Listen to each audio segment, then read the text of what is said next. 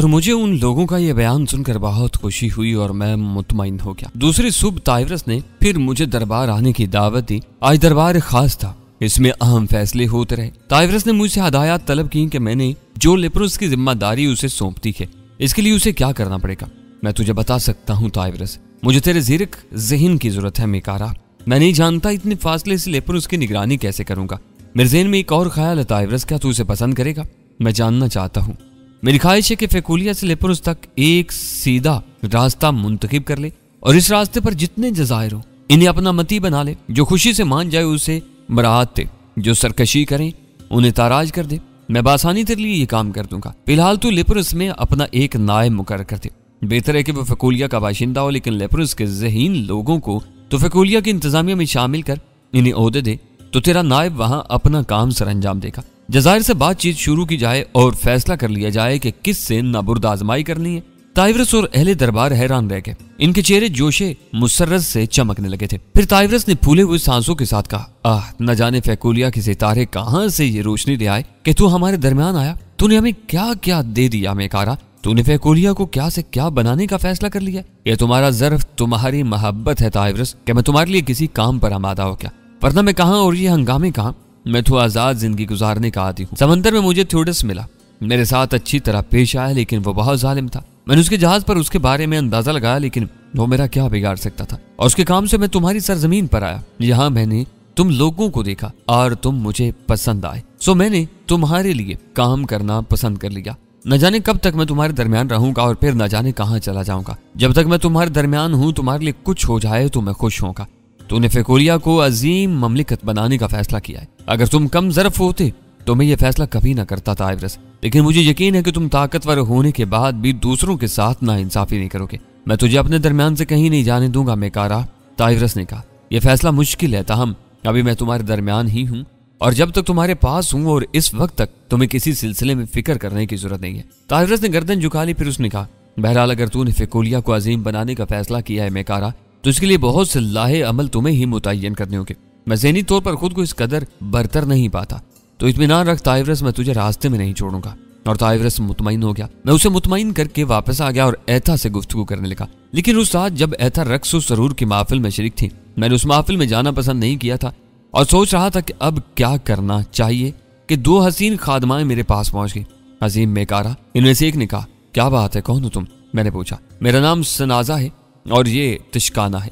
हम रूहों की वादी से आए हैं। कहाँ से? मैंने हैरत से पूछा। रूहों की वादी से? ये कहाँ है? फेकुलिया के बाएं सिरे पर, इनकास पहाड़ों के दामन में। खूब, क्या चाहती हो? मैंने पूछा। मैं गौर से लड़कियों की शक्लें देख रहा था। अजीब से चेहरे बना रखे थे उन्होंने और अजीब लिबास थे उनके। सर से पांव तक सफेद लिबादे जिनसे उनके बदन झांक रहे थे। दर हकीकत वो रूहें मालूम हो रही थी। मेकारा अजीम है। रूहों की वादी की एक रूह इससे मुलाकात की ख्वाहिशमंद है। किसकी रूह है? मैंने मुस्कुराते हुए पूछा। हमें बताने की इजाजत नहीं है और हम हुक्म की खिलाफ वर्जी नहीं कर सकते। खूब, जिस रूह ने मुझे तलब किया, क्या वो मेकारा से बखूबी वाकिफ है? हाँ, उसका कहना कि मेकारा उसे अच्छी तरह जानता है। हालांकि मैं उन्हें नहीं पहचान सका, लेकिन ठीक है। रूहों से मिलने का मुझे बहुत इश्तियाक है। क्या तुम्हारे पास कोई सवारी है? हाँ, अगर तुम घोड़े पसंद करो। दौड़ने वाली सारी चीजें मुझे पसंद है। चलो। मैं उठ गया। वैसे ये ड्रामा मेरी समझ में नहीं आ रहा था। रूहों की वादी, ये क्या है और ये मजाक किसका है? बहरहाल चलकर मालूम हो जाएगा। हसीन लड़कियां मुझे लिए हुए महल के अकवी हिस्से से बाहर निकल आई। यहाँ 3 घोड़े तैयार खड़े थे। क्या तुम लोग भी घोड़ों पर सफर करोगी? मैंने मुस्कुराते हुए पूछा। हाँ, क्यों? वह हैर से बोली। रूहों को सवारी की क्या जरूरत है? तुम तो पलक झपकते वहां पहुंच जाओगी। ओह, तुम्हारी रहनुमाई भी तो करनी है मेकारा, एक लड़की बोली। और मैंने अंदाजा लगाया कि लड़कियां काफी तेज हैं। तब मैं घोड़े पर सवार हो गया। वह दोनों भी माहिर सवारों की तरह घोड़ों की पुश्त पर जा बैठी थी और फिर घोड़े सरपट दौड़ने लगे। वह मेरे दोनों सम थी और इनके घोड़े मेरे घोड़ों के बराबर दौड़ रहे थे। इस तरह हम शहर से निकल आए। अब हमारा रुख पहाड़ों की जानिब था। ज्यादा फासला न तय करना पड़ा। बुलंद पहाड़ों के स्याह दरों में से बेशुमार गार बिखरे हुए थे। छोटे बड़े गारों के दहाने भूरे पहाड़ों के अंदर से दाग नजर आ रहे थे। इन दागों में से एक के सामने घोड़े रुक गए और लड़कियां उतर पड़ी। मैं भी उतर आऊं? मैंने पूछा। हाँ, इनमें से एक ने जवाब दिया। क्या रूहों की वादी यही है? हाँ, उसने जवाब दिया। क्या फेकुलिया के तमाम लोगों की रूहें इसी वादी में पाई जाती हैं? शायद। तब ठीक है, इन लोगों से भी वाकिफियत हो जाएगी, लेकिन मैं इन्हें कहाँ तलाश करूंगा? इस गार में चले जाओ। लड़कियों ने गार की तरफ इशारा किया और मैंने गर्दन हिला दी। तब मैं गार की तरफ चल पड़ा। गार के धाने से दाखिल होते हुए मैंने इन दोनों की तरफ देखा। वो वहीं खड़ी थी। क्यों, तुम लोग नहीं आओगी? हमें इजाजत नहीं है। अच्छी बात है, मैंने कहा और तारीख गार में दाखिल हो गया। थोड़ी दूर तक गार सीधा था इसके बाद बाएं समत मुड़ गया था। अच्छी कुशादा जगह थी, घुटन और बदबू भी नहीं थी। बाएं समत मुड़ा तो काफी फासले पर एक दीवार पर रोशनी लरसती नजर आई। ये रोशनी इतनी दूर थी कि गार के धाने पर इसकी कोई किरण तक नहीं पहुंच रही थी। बहरहाल मैं इसकी समत बढ़ता गया और एक बार फिर मुझे दाएं समत घूमना पड़ा। यहाँ एक छोटी सी सुरंग का दूसरा धाना था और रोशनी इसी धाने के दूसरी समत हो रही थी। बहरहाल खौफ, दहशत या किसी भी किस्म की परेशानी का मेरे जहन में चायबा तक नहीं था। मैं रोशनी की कार में दाखिल हो गया। ये एक अजीम शान हाल की हैसियत रखता था। दीवारों में जगह जगह शमदान नस्ब थे और इनमें रंगीन शम्में रोशन थी। दीवारों में ओदान भी थे जिनसे हल्का हल्का धुआं खारिज हो रहा था, जिसकी खुशबूदार बू सारे हाल में फैली हुई थी। हाल के दरमियान एक बुलंदो बाला सफेद रंग का ताबूत रखा हुआ था। उसके अलावा पूरे हाल में कुछ भी ना था। मैंने हाल का एक मुकम्मल जायजा लेने के बाद एक तवील सांस ली। जो सवाल मेरे ज़हन में पैदा हुआ वो कुदरती था। ताबूत में क्या है? रूहों की वादी में मुझे क्यों बुलाया गया था? जाहिर है मेरी रहनुमाई इसी ताबूत तक की गई थी। चुनाचा मुझे ताबूत खोल कर देखना चाहिए कि अंदर क्या है, और मैं ताबूत के करीब पहुंच गया। तब मैंने ताबूत का ढक्कन उठा दिया और सब्ज, सुर्ख और नीले हीरों की जगमगाहट ने मेरी आंखें खिरा कर थी। ये बेशकीमत चमकदार पत्थर तेज रोशनी पैदा कर रहे थे और ताबूत की दीवारों में नस्ब थे। इसके अलावा ताबूत में एक लाश मौजूद थी, किसी हसीन और मुतनासिब उल अज़ा औरत की लाश, जिसके साथ लंबे बाल उसके चेहरे पर पड़े हुए थे। उसके जिस्म पर सफेद लिबादा था, बिल्कुल ऐसा ही लिबादा जैसा इन लोगों ने पहना हुआ था। इसके अलावा इसके गले में एक हीरा जड़ा हुआ था। चाहिरे से तेज रोशनी फूट रही थी और ये हीरा लड़की के सीने के ऐन दरमियान रखा हुआ था। इस पूरी सरार मंजरकशी से मैं बेहद मुतासर हुआ और बिख्तियार मेरे हाथ लड़की के चेहरे की तरफ बढ़ गए। हाल बाल हटाकर देखूं तो कि ये कौन है। मैंने लड़की के स्याह घनेरे बाल उसके चेहरे से हटा दिए। बिलाशुबा मेरे ज़हन को शदीद झटका लगा था। मेरे तसव्वुर में भी नहीं था कि वो लिबास होगी। हाँ, वो लिबास की लाश थी, हसीन खदोखाल वाली लिबास की लाश, जिसके चेहरे पर हीरों की रंगीन रोशनी मुनअक्कस हो रही थी। वो और हसीन नजर आ रही थी। लिबास, मेरे मुंह से अजीब सी आवाज निकली, लेकिन लाशों से कोई आवाज नहीं निकलती। लिबास इसी तरह पुरस्कून चेहरा लिए पड़ी थी। फिर जब मैं मंजर के तासुर से निकल आया तो मैंने उस बात पर गौर किया, लिबास की लाश यहाँ कहाँ से आ गई? वो तो समंदर में गुम हो गई थी। उसका खून आलूद लिबास भी मिल गया था।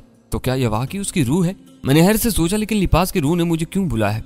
और बुलाया है तो इस तरह खामोश क्यों है? लिबास, मैंने उसे आवाज दी। तब मैंने उसके पपोटों में जुम्बश देखी और फिर उसने आंखें खोल दी। वही चमकदार आंखें, जिंदगी से भरपूर, और फिर उसके होठों पर मुस्कुराहट फैल गई, एक दिलकश मुस्कुराहट। वो मीठी नजरों से मुझे देखती रही। क्या ये दुरुस्त है लिबास? क्या तुम सिर्फ रूह हो? लिबास ने कोई जवाब नहीं दिया और मैंने उसे सहारा दिया। वह मेरे सहारे से ताबूत से निकल आई। तुम अगर रूह भी हो लिबास, तब भी मैं तुम्हें पाकर बेहद खुश हूँ।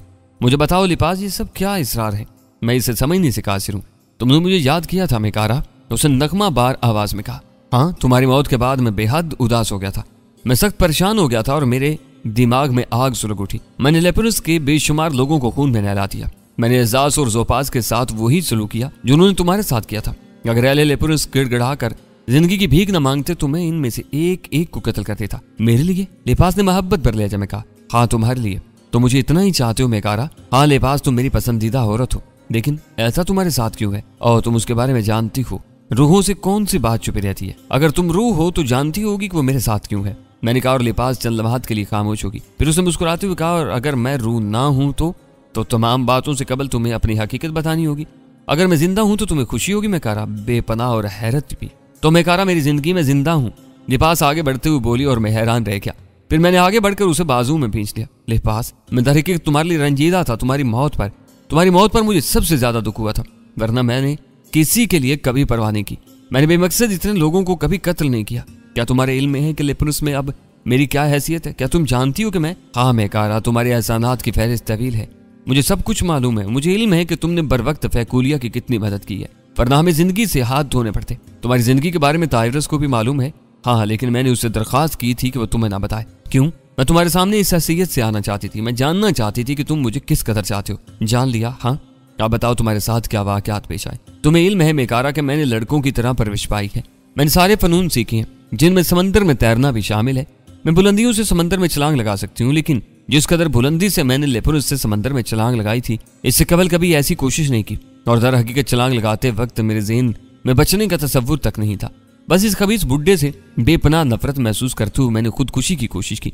लेकिन फिर हुआ यूं कि जूं ही मैंने छलांग लगाई, मेरे लिबास में हवा भर के, और शायद मेरे हल्के वजन की वजह से मेरे लिबास ने मेरा वजन संभाल लिया। मैं चट्टानों से दूर चली गई और पानी में गिरी। मुझे कोई चोट नहीं लगी। गो हवास मुअत्तल थे, लेकिन जिंदगी बड़ी कीमती शय होती है। मैं पानी में तैरने लगी, लेकिन न जाने कहां से एक आदमखोर मछली आ गई और उसने मुझ पर हमला कर दिया। इसने मुझे जगह जगह से जख्मी कर दिया। मेरा लिबास तार तार हो गया। मछली सिर्फ मेरा लिबास नोचाने में कामयाब होगी। मैं बरहना थी, लेकिन इस वक्त मुझे सिर्फ जिंदगी बचाने की ख्वाहिश थी। मैं तैरती रही, समझ का तायुन के बगैर, ये सोचे बगैर कि मैं कहाँ जा रही हूँ। मैं तैर रही थी और फिर मेरे हवास जवाब देने लगे। मैं बेहोश हो गई और न जाने कब तक बेहोश रही। मैं नहीं जानती बेहोश होने के बाद समंदर के पानी ने मुझे नीचे क्यों नहीं खींच लिया, लेकिन जब मुझे होश आया तो मैं सतह पर बह रही थी। मैंने फिर हाथ पांव मारने शुरू किए और फिर पूरा दिन मैं समंदर में तैरती रही।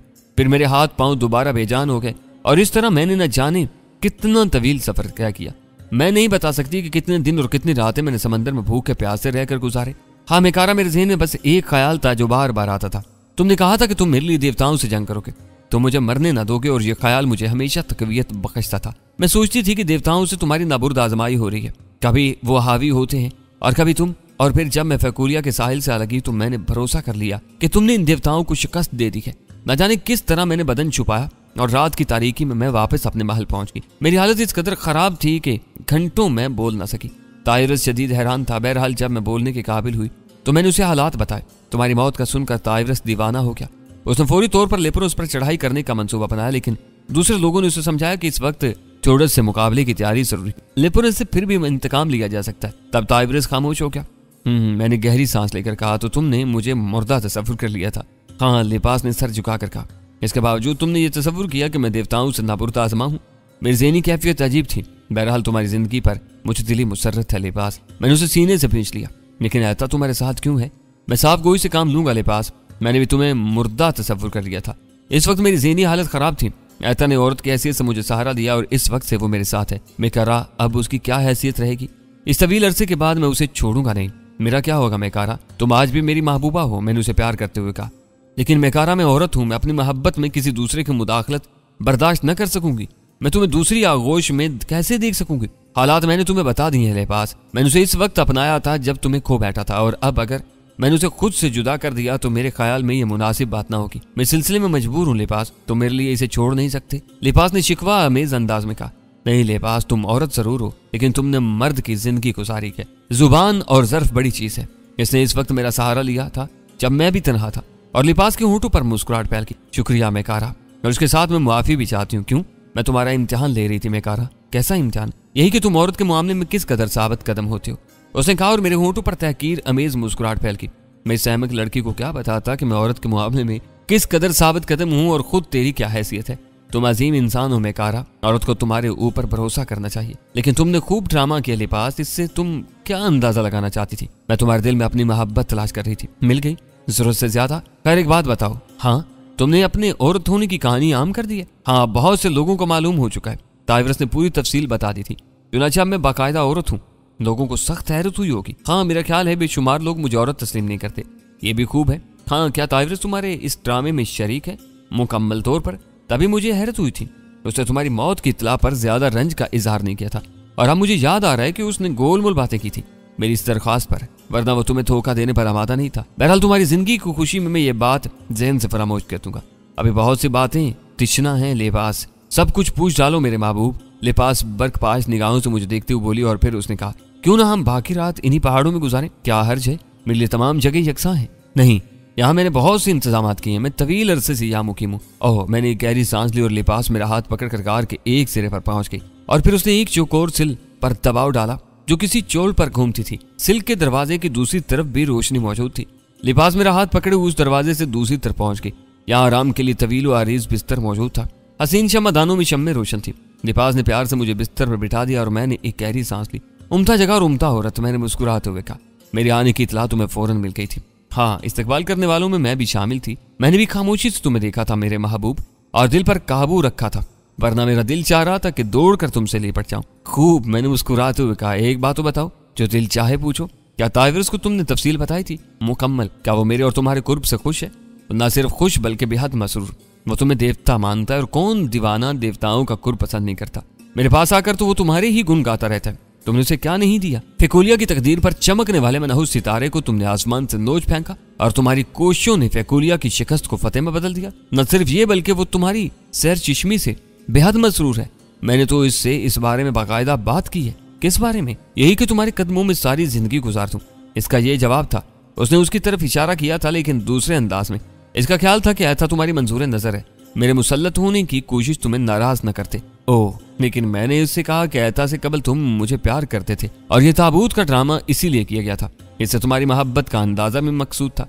मैंने इसे वादा किया था कि अगर तुम खुशी से मुझे कबूल करोगे तो ठीक है, वरना मैं खामोशी से पीछे हट जाऊंगी। और अगर तुमने मुझे कबूल कर लिया तब भी मैं तुम्हारे ज़हन पर ऐसा बार न बनूंगी जो तुम्हें बेचैन करते। क्या मतलब? मैं सारी जिंदगी तुम्हारी और एता की खिदमत गुजार की हैसियत से गुजार दूंगी। तुम दोनों को खुद से शिकायत का मौका कभी नहीं दूंगी। मैं इन रातों को तुम्हारे करीब ना भटकूंगी जिन रातों तुम एता की आगोश में होगे। ओह हसीम औरत, तेरी इस बात से तेरी इज्जत मेरे दिल में कई गुना बढ़ गई है। तू सारी बातें कह चुकी है। अब सुन, एता से मैंने कभी मोहब्बत नहीं की, आज भी मैं उसे नहीं चाहता। लेकिन जैसा कि मैंने तुझे बताया, लेपुरुष की कश्मकश में वो मेरे साथ रही है, चुनाचे मैंने उसे खुद से मुंसलिक रहने दिया। और सुन, तू मेरी मोहब्बत है और एता सिर्फ मेरे लिए काबिल रहम। ये इसमें और तुझ में फर्क है, चुनाचे मैं तुझे बड़ी हैसियत दूंगा। आह मेरे महबूब, और मुझे क्या क्या देगा। लिबास शिद्दत से जज्बात से पागल होगी। दूसरी सुबह उसने मुझे रुखसत किया। अब उसे इन पहाड़ों में रहने की जरूरत नहीं थी। उसने मुझे बताया कि वो आज महल वापस चली जाएगी और ताइवरस को बता देगी कि सारी बातें उसने मेकारा से कर ली हैं और वो हमेशा के लिए इसकी हो जाएगी। मैं उसके गाल थपथपाता हुआ वहां से चला आया। महल में एता मेरे लिए परेशान थी। मुझे देखकर वो मुझसे लिपट गई। कहाँ चले गए थे मेकारा?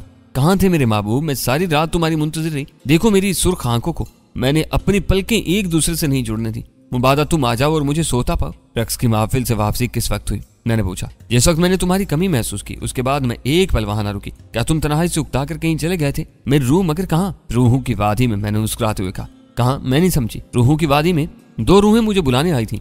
मेरा इल्म, मेरी अकल मुख्तसिर है मेकारा, मैं न समझ सकूंगी। एता ने गर्दन हिलाते हुए कहा। अगर तुझे लिबास की रूह नजर आ जाए एता, तब मैं खौफजदा हो जाऊंगी। एता ने फौरन कहा। और बाद में तुझे पता चले कि वो जिंदा है तो मैं यकीन न करूंगी। क्यों? क्योंकि लिबास की जिंदगी का कोई जवाब नहीं है।